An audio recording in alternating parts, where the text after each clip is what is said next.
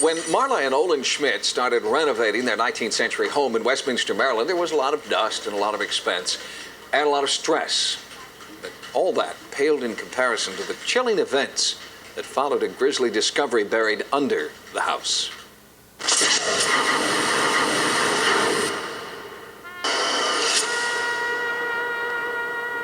In the town of Westminster, Maryland, historic preservation is a priority because each building, they say, holds up a mirror to the past, reflecting its rich Civil War history.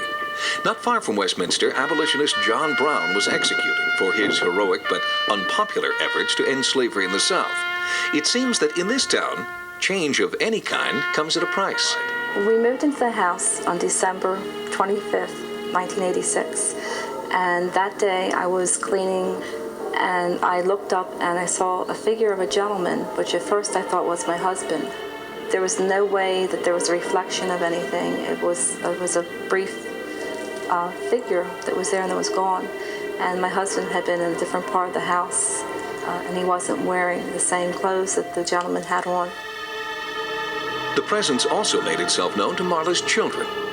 One night, I just had turned off the light and my bed started going down, like somebody was sitting at the edge of my bed, and it was really, really weird. The strange forces seemed to resent the family's intrusion into the house. Ghostly forms began to appear on a regular basis, and Marla came to the difficult realization that her home was haunted. It is at this point that Sightings and psychic Peter Anthony have come into the investigation, and Anthony senses an angry entity almost immediately. As I climbed up into the attic, there was a coolness, or if you want to even call it what I call a spirit. And as I was up there, I could hear this entity walking.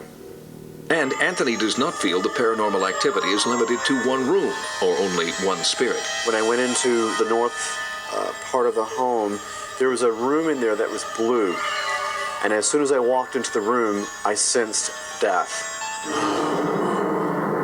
But it was in the cellar that Anthony made his most disturbing discovery. The first thing that I sense from this, slaves.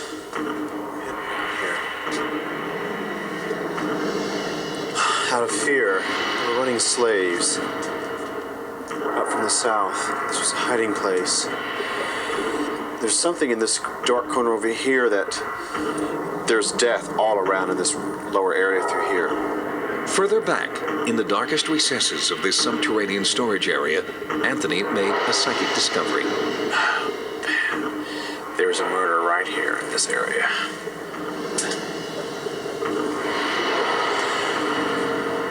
Oh, there he is. Okay, he's here. Your spirit is here. There was a man, black male, who was just physically beaten to death. You can see this man's face, and this black man was murdered here. I can't stay here. I have to leave this area. Overcome with emotion, Anthony declared that this entity was responsible for much of the haunting activity. He believes that he must learn as much as he can about who this spirit is and why this place is so important to him. In the meantime, Peter Anthony has constructive suggestions for Marla and her family to at least subdue the entities.